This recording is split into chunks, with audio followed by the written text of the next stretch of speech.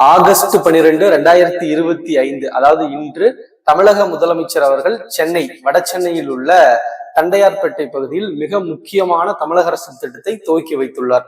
முதலமைச்சரின் தாயுமானவர் திட்டம்.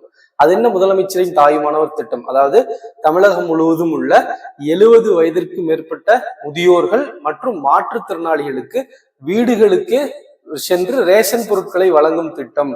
கூட்டுறவுத்துறையின் சார்பாக 70 வயதிற்கு மேற்பட்ட முதியோர்களுக்கும் மாற்றுத்திறனாளிகளுக்கும் அவர்களின் வீடுகளுக்கே சென்று ரேஷன் அரிசி, சர்க்கரை உள்ளிட்ட ரேஷன் பொருட்களை வழங்கும் ஒரு மக்கள் நலன் சார்ந்த ஒரு திட்டத்தை தமிழக முதலமைச்சர் அவர்கள் இன்று, அதாவது ஆகஸ்ட் 12, 2025 தொடங்கி வைத்துள்ளார்.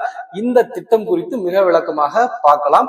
நிறைய டேட்டாஸா பார்க்க வேண்டியது இருக்கு. என்ன ஒரு காரணம்னு கேட்டா, கடந்த தேர்வுகளை பார்க்கும்போது, கடந்த குரூப் 1 மற்றும் குரூப் 4 தேர்வுகளை பார்க்கும்போது டிஎன்பிஎஸ் இந்த தமிழக அரசின் திட்டங்கள் மற்றும் மத்திய அரசின் திட்டங்களை மிக நுண்ணிய டேட்டாஸ், மைக்ரோ டேட்டாஸ் நிறைய கேட்கறாங்க. அதனால நம்ம ரொம்ப அந்த திட்டத்தை ரொம்ப விளக்கமா பார்க்க வேண்டியது இருக்கு.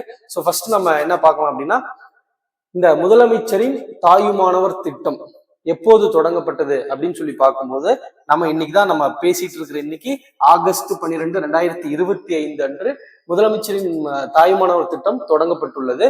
இந்த திட்டத்தின் நோக்கம் என்ன அப்படின்னு சொல்லி கேட்கும்போது, இந்த திட்டத்தின் சிறப்பு கவனம் தேவைப்படும் பிரிவினர் யாருன்னு கேட்டா 70 வயதிற்கு மேற்பட்ட முதியவர்கள் மற்றும் மாற்றுத்திறனாளிகள், elderly citizen and disabled persons. இவங்களாம் சிறப்பு கவனம் தேவைப்படும் பிரிவினரா இருக்காங்க.